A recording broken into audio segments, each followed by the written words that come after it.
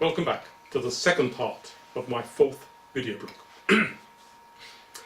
The state was originally created by a coalition of aristocracy, which provided the muscle and the power of the sword, and clergy, which provided the brains and the power of the word, i.e. moral authority. The power structures and rationalizations of which they shaped and indoctrinated into the population at large, in order to facilitate their joint control and exploitation of the rest of society, which back then was the peasantry. I'm not suggesting that they did this consciously, far from it. And the rationalizations they produced, I'm sure they sincerely believed themselves. As time passed, these two ruling elites were joined, and in more modern times increasingly displaced by numerous other and diverse interest groups, particular professions, industries, capital in general, of course, with today's lawyers, politicians and academics being largely the successors of former churchmen, each struggling for their own advantage, while believing or feigning service to the state, to the church, the people, the nation, or whatever, with the primary purpose of the state remaining the same, that is, to facilitate society's self-exploitation, mainly to the advantage of its already advantaged elites, of course.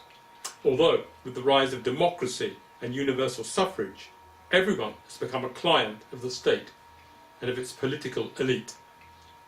Paradoxically, even the disadvantaged are advantaged, not just as clients, but also thanks to their role in serving state ideology, its claim to be a nation and moral authority.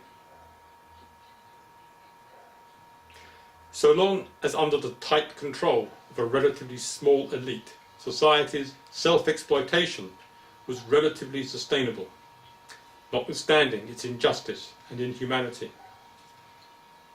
But not any longer. For example, individual motorization and frequent air travel, once only for the privileged few, the jet set, are now well on their way to becoming universally available to between 7 and 9 billion people, which is clearly not sustainable or even achievable, even for a short period of time on our finite and vulnerable planet. But instead of facing up to this obvious truth, our brains rationalize it, economists having made a profession of doing so that it can be ignored while we pursue our short-sighted economic self-interests and lifestyle aspirations in attempting the impossible. This was another observation which led me to recognize the perverted Darwinian nature of civilization and of the evolutionary cul-de-sac it represents, which our brains are naturally inclined to rationalize from view. Mine too.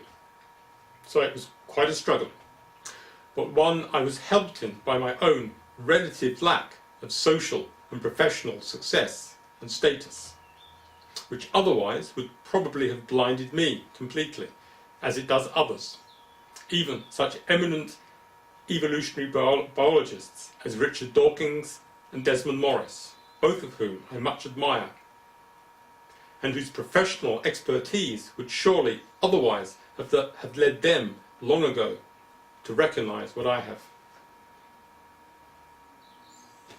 This is what a human evolutionary or Darwinian perspective has to teach us about so-called society, namely that it is not a genuine society at all, which would be the modern equivalent of our original tribe or nation, but an artificial human environment, conflating and confounding the inter and extra-tribal aspects of our original environment, in which human beings are reduced to human resources, clients and consumers, which the state facilitates and regulates the self-exploitation of. The implications for understanding society and our situation can hardly be overstated. The state is like an abusive step-parent, which did away with our natural parents, our original tribes and nations, before we had any memory of them, and brought us up to believe that it was our natural, loving parent, so that it was in a perfect position to take advantage of us and abuse us. It plays us, its stepchildren, off, one against the other, while expecting, and when necessary demanding, our love and loyalty, that we identify with it as our tribe or nation. It has favourites, of course, whose love and loyalty it can be particularly sure of, the royal family being right at the top, of course, and makes a big show of caring about its most disadvantaged children, not because it really cares for them, but to maintain the deception of being a loving parent, i.e. nation. The state does serve us, of course, and we are all very much dependent on it. But as a shepherd serves his flock, which isn't primarily for the flock's sake, notwithstanding any genuine concern he might feel for a lost or injured lamb, but for his own and or his employer's sake, for the meat and wool that the flock provides and can be exchanged at market for money. The creation and development of the state was obviously essential for the rise and development of civilization, with all its positive and negative manifestations, and there can be no question of doing away with it entirely. That would create a power vacuum, which would immediately be fought over, and eventually filled, almost certainly, by something a lot worse than we have at the moment. Western democracy probably represents the most advanced development of the state, so I don't want to knock it too hard. I don't want to knock it down, since it guarantees us the freedoms we need to recognise, discuss and develop an understanding of it, of its perverted Darwinian nature, and to reform it accordingly, to change its power structures so that they serve the long-term interests and survival of society at large, instead of the narrow and short-sighted self-interest of its elites and their clients, corporate and individual, as it does now.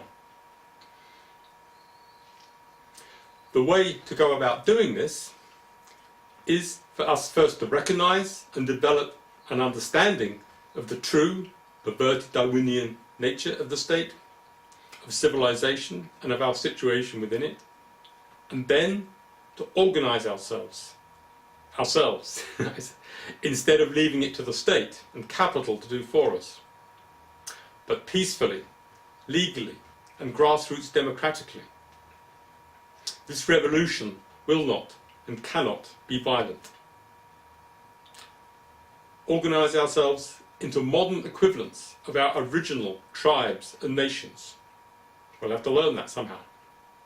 This all sounds rather idealistic, fantastical and impractical, I know, but I'm pretty sure that this is the way we must go. I will have more to say about it in a future blog.